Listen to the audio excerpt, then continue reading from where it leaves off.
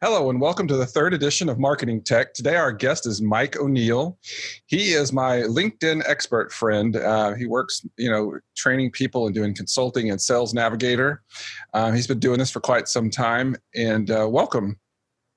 Well, thank you, David. We do go way back, don't we? And we can think about the things that did not exist when we met. Yeah, right? We met initially through Darren Babin at his affiliate conference, AFCON, I think it was called, in Denver many years ago. And that was the first time I had met you then. Yeah, we could talk about the things that did not exist that do now, but we can also talk about the things that used to exist that don't, right? Yeah.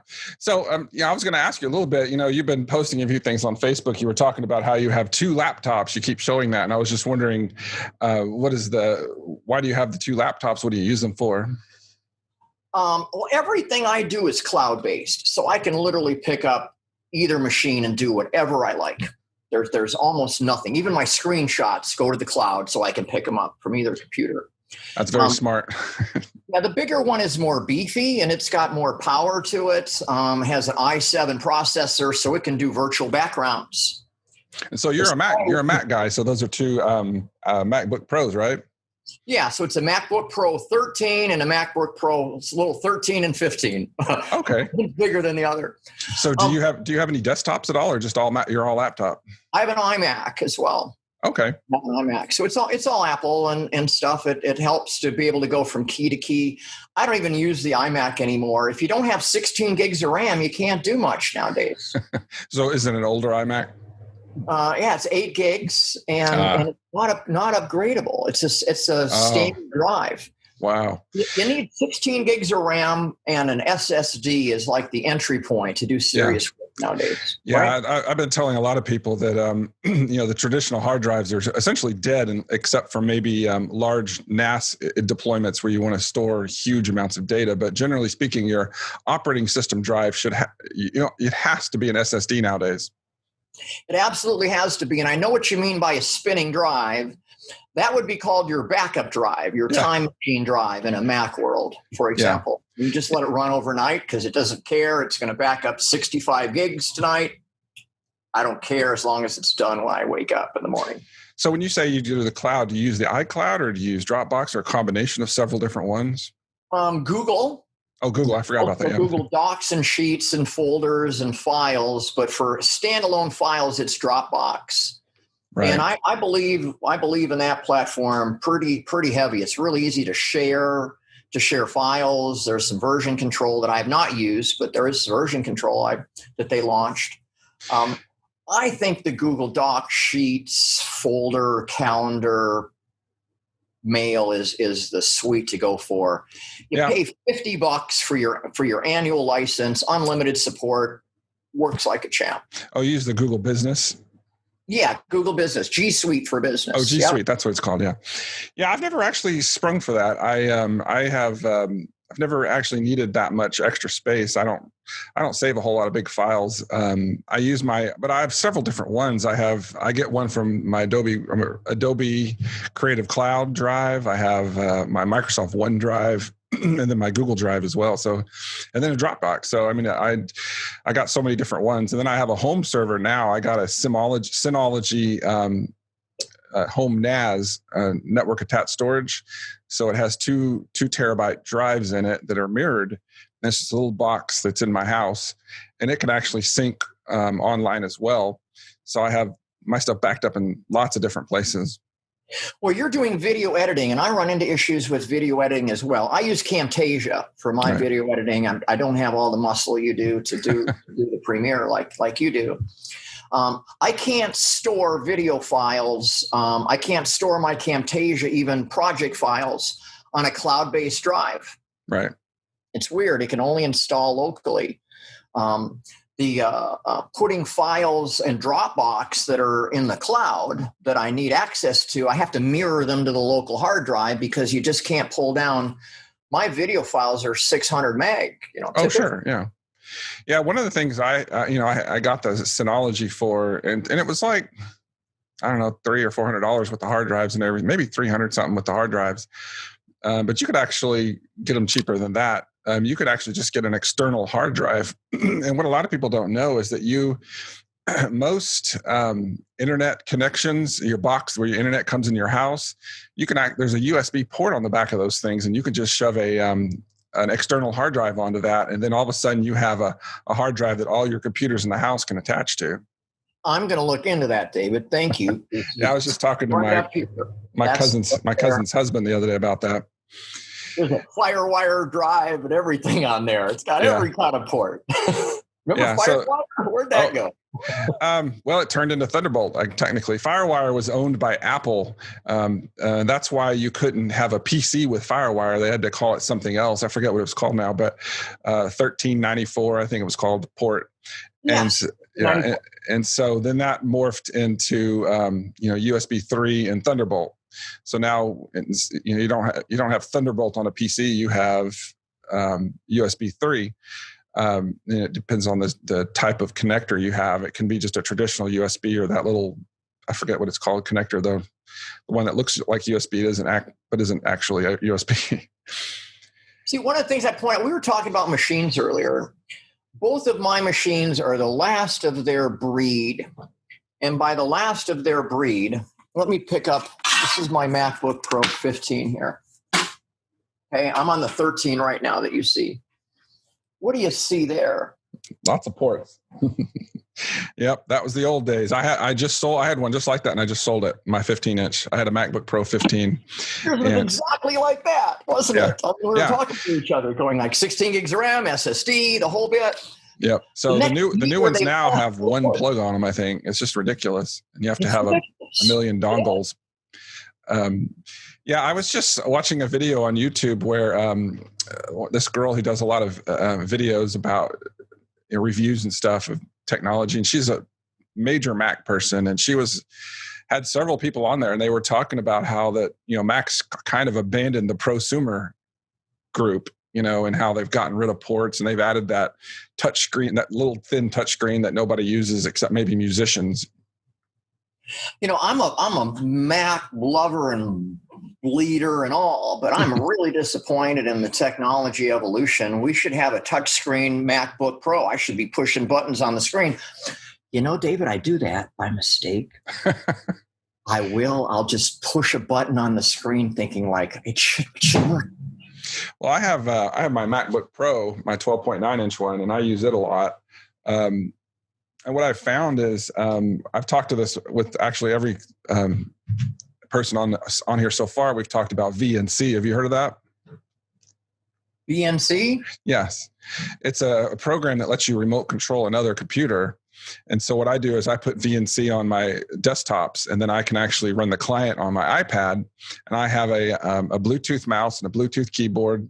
And I actually have if I need fast network, I actually have a network cable that I can plug into my iPad as well. And it basically turns my iPad into a desktop, and I can remote control. And then I have touchscreen, and it's really nice. That is really cool, David. That is. All right. So I accomplished some of that using TeamViewer. Have you heard of TeamViewer? Similar. Yeah. Very similar. Okay. And so I terminal in from my pad or from either of these devices, or even the iMac if I needed to, into TeamViewer. And from there, I can log into any of about 25 different client accounts. Right. They all have a Chrome extension. So you and I both have something in common right now. We both make a lot of videos. And so, we were talking about lights on Facebook the other day. And so what were you telling me about the different kinds of lights that you have? Well, I've done the softbox like you have with the CFL lights, the photographic CFL lights. Yeah, these kind I found them to be too, there you go. You put 5 of those in a canister and wrap a blanket around it and put it in a corner, and that takes the whole corner up. Right. And when you're not using it, it still takes all that space unless you tear it down, which you generally don't. Yeah. I had someone give me some tungsten lights. Oh. In softbox. He said, all I had to do was pay for shipping. Wow, nice. And thank you, Chuck. Thank you, Chuck in Denver. I did not ask what kind of lights they were. He just said, I've got softbox stuff. They're coming in bags that you can ship. A whole great thing. But they're tungsten or something. They're really, really hot. Yeah, I know what you're talking about. And that doesn't work out so well. So what I've taken to is I'm really into the simplest thing that you can do, which is a bulb in a canister or in a right up here. Those are bulbs. Right. Bulbs in a track light. Right over here, bulbs in a deal right there. Just essentially programmable bulbs. Okay, so you when control I say programmable bulbs, I control them right here on my phone. Wi-Fi bulbs. Yes, in this case, there's a QR code and stuff. I could have done a version of it that was pure Wi-Fi, but I chose not to. These lights have a hub. Okay. So you need an RJ45 connector for it. Okay. But I don't have to compete with all the other Wi-Fi stuff. I did all my research. And if I have one thing to share with your audience, my best trick, search on the best, whatever it is, of 2020, whatever it is, how it is. But then I go to Amazon and I look at the reviews. And I look at the 1 and 2 star reviews, because they will tell you what's really wrong with it. Yeah. Not I plugged it in and it worked. Great, right. But your environment and my environment and the environment of your audience are going to be a little bit different, don't you think? Sure. Our audience, we have a little more competing bandwidth out there. Right. Too many Bluetooth devices out there, and it's hard to know which to connect to and stuff. True. This is a company called Singled, Sengled, Singled. And they've got the soft lights. They've got the white lights. I've got one I can do like 16 million colors on. There's literally a color wheel, and I can pick the color and save it. They turn on at 8 o'clock in the morning. They turn off at 11:30 at night at just the level of brightness that I want. And it was $40 for the hub and the first 2 lights. And then the lights are like $10 a piece after that. Cool. Yeah, I use. I just recently bought some the brand newer LED. They're like rectangle LEDs. I don't know. They're maybe 1 foot by 8 inches or something like that, and they're more like spotlights. But I do stuff fairly close in, so it doesn't really matter so much. And then I have one of those, like I showed you before, one of these CFL lights, like over my head now, and then I have one over on the side doing the back of me as well. Of course, the lighting looks really terrible right now because I just switched cameras. But so normally it would look a lot better. You look pretty white anyway. Yeah, well, I am an albino, so it doesn't. I mean, I literally, yeah, that's my eye condition, is I'm an albino. And I know, I had to joke about that. We can joke about that, right, David? Oh no, of course, it's fine. But yeah, that's another issue I have to worry about. I have the white hair and the white skin, and white, when I'm wearing a white shirt, that probably wasn't the smartest thing today. But so David, with hair like ours. That's right. We're not good candidates for green screen. Right. Because the green bounces off our hair, and our hair is there and then it's not, and it's there and it's not. And if you move your head around, then it's really there and it's not. Yeah, I haven't done too much. I'll show you my studio here in a moment. I'll show you. I shoot on a black background, pure black. I have a set here, so this is my kind of cool set. If I want to get nostalgic, that kind of thing. Yeah. One ringy dingy. Yeah. Over here. But I have a separate studio where I control everything. There's natural light that comes in front of me here that can set things off a little bit. So I don't do serious stuff in this particular spot. Right. Let's go back there. Sure. I'm going to switch camera and mic here. This is the reason I need the 13-inch MacBook, because I can hold it with one hand like this. Nice. See? So here's where I record. Right there. And you see this. The Logitech camera there is on a very heavy stand, so I can wiggle my laptop around all I want, and it doesn't affect the camera. Right. That's a big deal. I do track lighting to backdrop myself there if I want a white shot, and there's blue screen and green screen over there. I have the Canon camera sitting right here when I do that. But let's go back to the studio. I'm adding a desk that raises and lowers, so I'm getting ready to. I'm kind of tearing it up. So you get to see, there's my mic set up, blue Yeti. That's kind of the standard bearer. Yep. Oh yeah.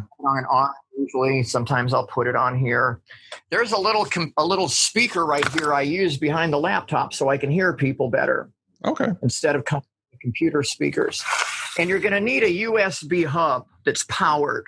Yeah. So that's a 7+2 hub that's got power to it so it can power up devices. Very nice. There's the camera with the little head that I can see and pretend I'm talking to someone with the Rode mic. If I do that, I don't use the Rode mic. Your audio's gone out. Right? A fan. So, if you're going to be there long. I use this for an iPhone so I can get a second view, side view from the iPhone. But that's the black backdrop. Okay. Yeah, I have a black, white, and a green backdrop, but I've never been able to get any of them to really work the way I want them to. So check this out. This is what it normally looks like with the fancy cameras. Okay, but yeah. It's pure black. There's no disruption. You don't think about anything but me. If I'm looking off to the side, you really notice it. So you got to really feature your eyes right here, Right. But this background out here with light hair is just wonderful. When I come over here to green screen and you do the removal, it's really hard. Red over here works pretty good. I've got blue over there. I can kind of choose whatever. Very nice. There's nothing but shelves and tubbies behind all of this. Yeah, I'm still trying to get everything together for my studio. Still trying to figure things out myself. I've been watching tons of videos. Like I said, I have a black, green, and a white background. Yep. I'm going to do a set here. So I'm going to do a set back here with computer stuff, but I'm not there yet. Nice. Here's the walk. Okay, like I say, your home studio is only what you show. That's right. So I enjoy being back here because it takes all the other environment away, and I'm really able to coach and do webinars here really effective when I don't have any of that other stuff to worry about or think about. That's a very nice studio. I mean, you got two of them essentially, and really unlimited, really, or up to 10, I guess, with all the other different places I filmed from as well here, Dave. In fact, let's go to one. Okay. Let's go to another one. Okay. So. Everyone should have really big, badass stereo. That's right. I have 4 different subwoofers in my house. All right. We'll have fun with that. So here's the setup. See, there's nothing above my head. Mm-hmm. And there's lights filling in front of me there. So I do other stuff right from here. Okay. I can only do this in the afternoon, though, because light comes in the morning and it messes stuff up. So this is only afternoon spot. Right. And if you see that lamp over there, that's not good. Right. Bad lamp. Okay. So I'm still working on this a little bit. Looks like my head's on a pedestal here, doesn't it? Yeah. It's important if you're going to do things to either have a cool set like you got, or my set over there, or to have nothing. Right. So that your head isn't like cut. Like if I was like this, that wouldn't be right, would it? Right. It's not even right seeing my head on this little stick here. You got to be thinking of all the stuff around you. It affects the lighting. Right. It is so easy to light yourself up with a black background. I mean, it is. My lights are on 10% dimness. 10%. Right. So what are you using all this stuff for? You're making, you're there for making videos, or just doing one-on-one talks with people, or both? It's mostly one-on-one stuff, but these things are recorded, and I'm a guest on a lot of other shows, like your show. Oh. So if I'm a guest on a show, I want to do the best job I can. For my host, I should have the best microphone, the best camera, the best lighting. I should do the best job for you because you invited me into your house. That's great. So, we have talked about all the different technology we use. What kind of mouse do you use? I don't use any mouse at all. You use trackpad? Just use a trackpad on the computer. Right. Yeah. Have you ever used one of those? Over here is too hard to move back and forth. Have you ever used one of those external trackpads? I want to get one. They're like super expensive, and I'm not sure I'm going to like it. It's like $200 for a trackpad too. Yeah, they're pretty nice. I think I'm doing well now, so I think that's in my future. Cool. All right. Well, thank you so much for coming on my show and visiting us and showing us your studio and telling us about the technology you use. Thank you so much for coming to visit. It was really fun, David, and I sure enjoy our relationship, and it's been fun watching you build your setup there. All right. Thank you so much. Take care, All right, Bill. bye-bye. Bye-bye, David.